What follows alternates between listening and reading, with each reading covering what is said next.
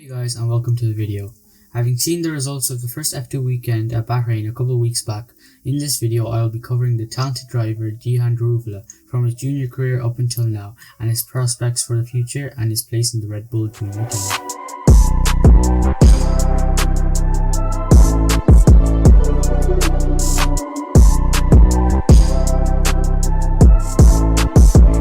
Daruvala was born in Mumbai. He started karting at the relatively old age of 13 in 2011, winning titles as a champion and vice-champion across Asia and Europe. He was coached by Raymond Banage, who recognized his talent early on and was instrumental in teaching him and laying out foundations for his future success. So in 2015, Daruvala stepped up to single-seaters with Fortec Motorsport to have a go at the Formulaone 2.0 championships. He claimed 5th place in the Northern European Cup and partook as a guest in the Europe Cup and Alp Series. The following year, Daruvala switched to reigning series champions Joseph Kaufman Racing and took his first pole position and win in the Northern European Cup to finish 4th overall. In November 2016, Daruvala stated his intention to switch to the European Formula 3 Championship for the 2017 season, and he signed with Carlin for the following month. He won one race at the Nürburgring and finished 6th in the championship, outscoring every one of his teammates, apart from eventual champion and our meme lord Lando Norris. In 2019, Daruvala competed in the inaugural Formula 3 season for the Prema Power team.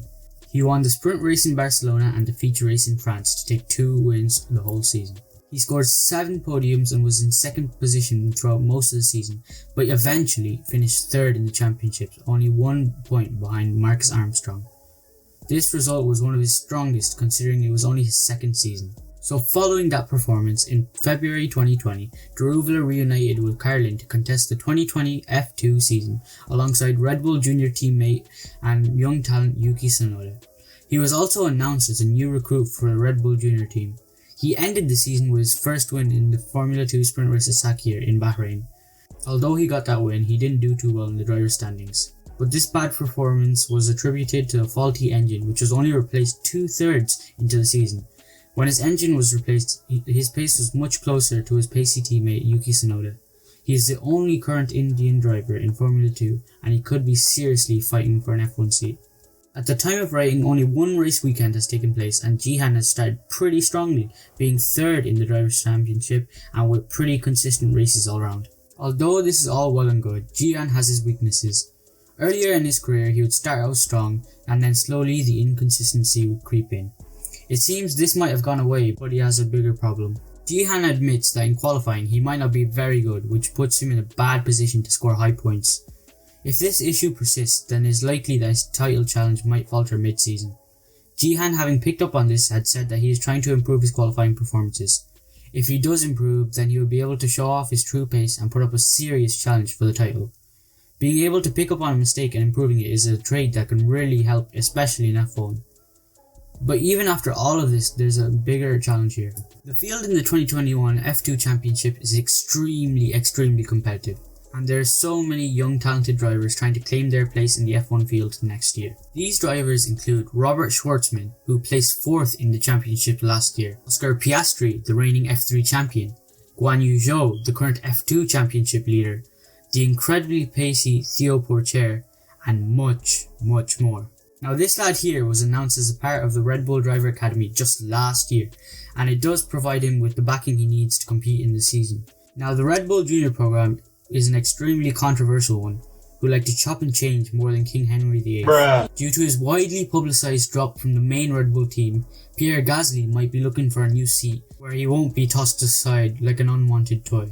And to be fair to him, I think he should be doing that. This actually means that Alphatauri might have a seat open by the end of the season. The 3 Red Bull juniors in F2 are prime picks for that seat depending on how they fare in the championship. In my opinion, there are 3 drivers that could be fighting for that seat this year. They are Liam Lawson, Yuri Vips, and this lad here. Well, now I'll pass it on to Ben, who will tell us who these guys are and why they're such a threat to GM. The Red Bull Driver Academy is renowned for raising the most talented young drivers in recent history. Japanese rookie Yuki Tsunoda is the latest prospect to emerge from the program as he sets about his dream of making it to the top in Formula 1. But for many, it remains just that, a dream, especially for those under the wing of Dr. Helmut Marko, otherwise known as the villain of the F1 community. Now, to his credit, he does have a good eye for spotting generational talents. You know, Verstappen, Ricciardo, Vettel, and many others who have gone on to stand on the podium. Take for example Carlos Sainz. Spent 5 years competing as an academy driver before being promoted to Toro Rosso in 2015, only to leave for Renault in 2018 and score his first podium with McLaren in 2019. You see, some drivers don't even get the opportunity to drive for the senior team, so they're forced to explore their options elsewhere. Others end up being promoted very early, but inevitably fail due to the immense pressure they are put under to perform. Jehan Daruvala is not the only driver looking to be promoted by Red Bull. He's going to have some tough competition in the form of Liam Lawson and Juri Vips. The Kiwi has already made a flying start to the 2021 Formula 2 season, winning the first sprint race in Bahrain by just under a second from his fellow academy driver. He also managed an impressive third place in the feature race on Sunday, leaving him with 30 points and second in the championship. On the other hand, Juri Vips hasn't had the easiest of starts. After being excluded in qualifying for a technical infringement, he managed to come back to finish 10th in Sprint Race 1, putting him on reverse grid pole for Sprint Race 2. A decent getaway saw him maintain the lead ahead of Lorim Zendelli, but on lap 5, he was overtaken by the UNI virtuosi of Guan Yu Zhou. Things were looking good as he sat comfortably in P2 for a majority of the race before the safety car was brought out for an incident between Lawson and Dragovic at turn 4. He decided to roll the dice, pit for a new set of soft tyres, and fully send it for the last 6 laps. After the restart, Vips stormed through the field with ease, and by lap 19, he'd already made his way back up to P2. But then, with just 2 laps to go, his engine cuts out, completely destroying any hopes of a maiden Formula 2 win in the blink of an eye. Thanks, Ben. So like you were saying, he has some fierce competition and is part of one of the most convoluted junior academies. So it's that time again.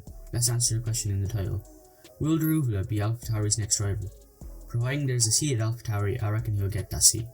The reason why I say this is because I reckon he has more or less the same amount of talent as the rest of the contenders, but he has one major advantage.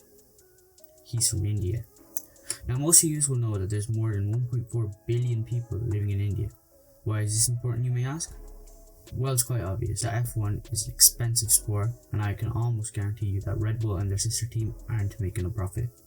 So Red Bull and their sister team are mainly there for advertising. And when you have a driver with fans from a country with 1.5 billion people, that opens up a massive market for you to exploit. More people will buy Red Bull drinks and merch, and more people will buy Alphatauri clothes, which means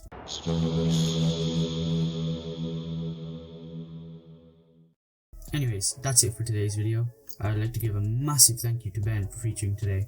All his socials are linked below in the description. Talking about socials, you can find my Twitter below where I announce all my videos and have aneurysms during GPs. A like would be massively appreciated, and subscribe if you want to see more content like this. Thanks for watching guys, I'll see you next time.